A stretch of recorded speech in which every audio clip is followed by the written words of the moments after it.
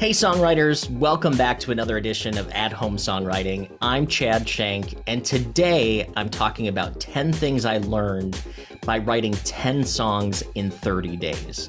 So back at the beginning of October, I felt like I wasn't really writing a lot. I was watching the news a lot, I was wasting time on social media a lot, and I felt disconnected from songwriting. I felt like I wanted to get myself back into like a songwriting schedule, and I wanted to actually put out like an album. So I thought, I've heard of other people writing a full album in 30 days. So I thought, well, I can definitely do this. So it was like October 1st, or maybe it was the last day in September. I decided from October 2nd through November 2nd, I am going to write and record 10 full songs for an album that I'm going to put out. So I decided to do this, and I thought, well, I'm going to track myself. So one of the things that I did, and I'll show you here, is I made a spreadsheet that divided the 30 days into 10 songs, and I basically gave 3 days per song. And I preset sort of the deadline date so I could get the songs done by a certain time. So that helped me know if I was on track or not. So let me show you my spreadsheet here. All right, so as you can see, I accomplished my mission on October 29th. So I actually recorded 10 new songs in 27 days because I started on October 2nd. And my plan was to end by November 2nd. So I preset all of the dates that were 3 days apart because I was going to give myself 3 days per song. So I made this spreadsheet that shows the due date, the title of the song, the songwriter, was it recorded already? Was it mixed already? Was it mastered already? And I had one bonus song that I did the week before I started this. There was a song called Love Left that I had done, and I really liked that song, so I decided to put it onto this project as well. So made this spreadsheet. Of course, when I made it, it was all blank, except for I wanted to start with titles for actually the first 5 songs. So Kiss You Like, Radio Waves, Dopamine, Broken Space, and then Dust and Ashes. I went through my title lists and picked out things that sounded kind of interesting or they kind of stuck out to me. And I decided that the first 5 songs I was actually going to write title first. So that's what I did. So I pre-filled out Kiss You Like, Radio Waves, Dopamine, Broken Space, Dust and Ashes. And then the other songs were just left blank until I figured out what they were going to be. But they ended up being Feel Important, Freedom and Ecstasy, Weird Season, No One Wins, and then Compulsion. And I finished Compulsion on October 29th, and I actually uploaded the songs and prepared them for release after that. So I thought this was a really great way to sort of keep myself on track. I had deadlines for all of these songs. Many of these songs, I beat the deadline, so I didn't really record what day I finished these songs, but it was definitely before the deadline for most of them. But I still had that 3 days per song if I needed it. So this is something that you could do in your own songwriting, is kind of pre-plan, hey, I want to do X amount of songs in a certain amount of time. And the 10 songs doesn't have to be in 30 days. That's just what I set for myself. So some of you are probably wondering, how many songs do I write on a regular basis? Well, usually I'm writing 1 song a week, sometimes less, sometimes more, but I would say 1 song a week is about my pace. So doing 10 songs in 30 days was actually a double or an increase in what I normally write. And it definitely was more than I had been writing right before this, because I kind of had a dry spell where, like I said, I was stuck on social media. I was, just kind of distracted with everything and decided I wanted to do this. So I learned a bunch of stuff from this. So I wanted to share with you some of the learnings that I'd had so you can maybe think about doing this on your own as well. So the first thing I learned was that I was letting my critic sink in and I was overthinking my songs. So the big thing that I learned in this whole process was I was overthinking and I was sucking the fun out of songwriting. And I teach a lot of songwriting workshops and I teach a lot of techniques and process and quote unquote rules and like all these things, even though there are no rules, they kind of feel like that, right? Well, sometimes that gets into my head even, and it kind of throws me off. So, first thing I learned was I need to stop overthinking and just write. The second thing that I learned pretty quickly within this process was that I had been ignoring my creative side and I had been putting songwriting aside for too long. And it was really wearing on me in a way that I didn't necessarily become aware of until I got back into being creative. And I realized that I was putting the creativity and the songwriting aside too much, and it was hurting my spirit. So, the biggest thing, or second biggest thing that I learned was I need to stop like neglecting the creative side of myself and actually keep writing. The third thing I learned is kind of related. I actually felt like I was getting more free creatively and I was becoming more creative as the songs went on and as the month went on. I found myself getting excited about experimentation again.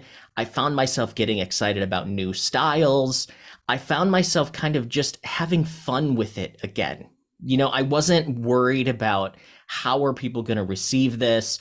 I was just writing and like if it sounds good, I sort of went with it and just kind of went with the flow and that was awesome. So really as that went on, that feeling grew and grew. So I definitely want to, capture that feeling more in the future as well. And that brings me to number 4 on the list of things that I learned was that I definitely want to do this again in the future. I want to set deadlines for myself. I want to write quickly and leave that critic in the other room, right? Like write so fast that I don't have that critic sitting on my shoulder saying that's not good or people aren't going to like this, because that doesn't help because it paralyzes that creative side of me. So number 4 is I want to do this again. Number 5 is really closely related. I didn't worry about impressing anyone but myself. My goal was to have fun and impress myself. And that alone made it so much fun to focus on this. And I did tell a few friends that I was doing this project because I wanted someone to know about the fact that I was kind of holding myself accountable. And by me telling someone meant that I couldn't stop the process and sort of weasel out of it. But I definitely was not trying to impress everyone. The sixth thing that I learned and kind of did was that it's fun to try new styles. I tried different styles and different production things that I wouldn't have tried had I just been sort of writing the same old ways. I actually would listen to other songs and think that song sounds really cool. I should try something like that. Or how do I do a song in that style? So this project, these 10 songs are kind of everything from just my vocals and a piano to like full blown pop production. There's some dance songs. There's some more like 90s hip hop sounding stuff. There's just a few other styles on there that I tried to go for that it was fun to do that. And I think that's what I learned too is don't limit yourself to just one style. Yeah, one style. The seventh thing that I learned was I definitely have more time to write songs than I realized. I think having deadlines and actually having this goal in mind made me really make the time to sit and be creative and write songs. And it was truly fun to do because it kept me from watching the depressing news. It helped me not waste as much time on social media. I was just in a better mood because I was being creative and I was doing what I loved. So I definitely think that if you do this, having deadlines and sort of tracking your time will show you that you have more time to focus on this than you actually think you do. Number 8, the thing that I learned was I love having a process or a system of writing to where I can take some of the prep out.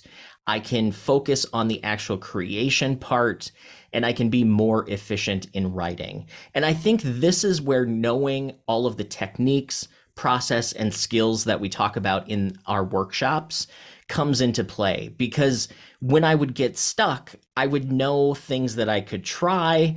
I would be like, well, I've got a chorus. How do I come up with a verse? So then I go back to sort of the craft side of it. And it really helped me get a lot of these songs over the finish line. So number 8 was really finding that I really enjoy the process and having systems in place to write. Number 9, I kind of touched on as well, is writing songs in a project where I had a lot to do in a short of amount of time really kept me from focusing on the depressing things that are happening in the world. Obviously, I'm not saying don't, totally ignore what's happening. You need to be educated. You need to be aware what's going on so you can vote and fight for what you need. But it did keep my mind from being completely in that dark space. So number 9 was, it really helped me be a happier person. And number 10, the thing that I learned for myself was that I want other people to try this. I think that you should try writing 10 songs in 30 days. And I think, like me, you will feel like you're rejuvenated in your craft. You will feel reborn into creativity. You'll feel energized, and you'll feel like there's actually great ideas and still that sort of spark inside of yourself. Because I think sometimes we forget and we get caught up in everyday stuff, that we forget the magic that goes into being creative and the magic that goes into writing songs. And I think my dogs behind me are trying to write some songs today too, but that's okay. So to wrap up this video, I finished 10 songs in basically 27 days. So I started October 2nd and I wrapped up October 29th. And I have 10 songs that created a new album that's going to be out on all of the streaming sites. If it's not on your favorite streaming site right now, it will be within the next few days or the next couple of weeks. And I wrote an album called The Winnetka Sessions Volume 1. So it's Chad Shank, Winnetka Sessions Volume 1. So what does Winnetka mean?